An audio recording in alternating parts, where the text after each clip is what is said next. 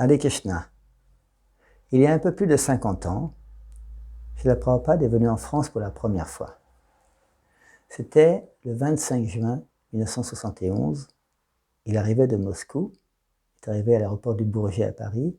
Et le 26 juin, il est reparti par avion aux États-Unis, en Californie. Ce séjour, même s'il a été très court, a été très intense.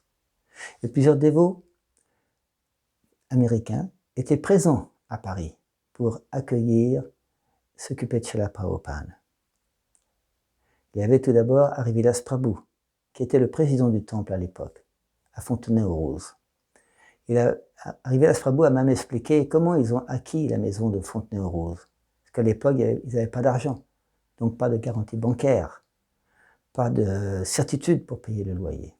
Mais par la miséricorde de Krishna, ils sont arrivés. Harivilas Prabhu a également expliqué qu'il avait organisé un programme à l'Olympia. C'est un endroit très important à Paris, en présentant Srila Prabhupada comme le gourou des Beatles.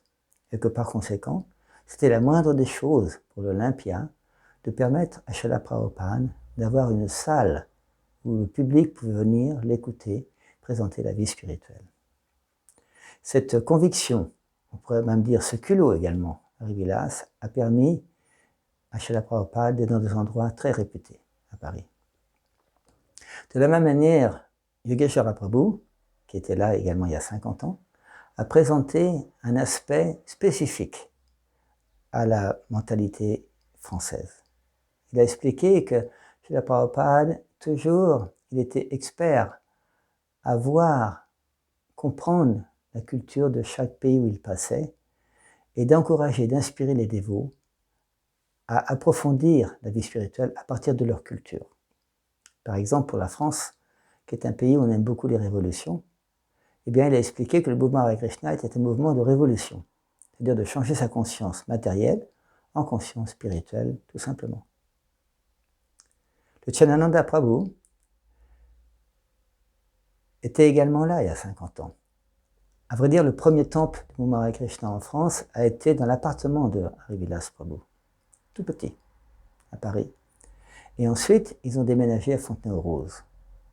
Et le Chanananda Prabhu a mis en évidence les instructions de Srila Prabhupada pour pouvoir distribuer le saint nom de Krishna partout.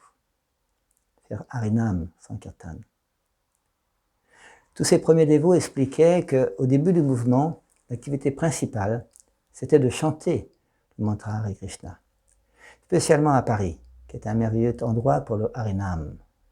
Chanter les noms de Krishna, présenter la philosophie.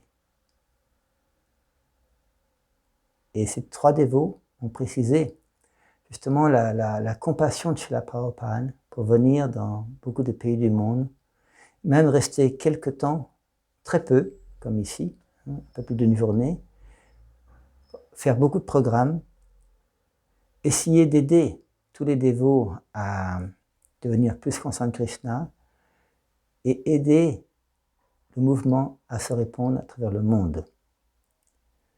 Alors, ce festival qui a été organisé pour célébrer le 50e anniversaire de la venue de Srila Prabhupada en France a été très intéressant parce que ça nous a permis de comprendre l'origine du mouvement en France, avec le témoignage de quelques dévots qui étaient déjà là il y a 50 ans.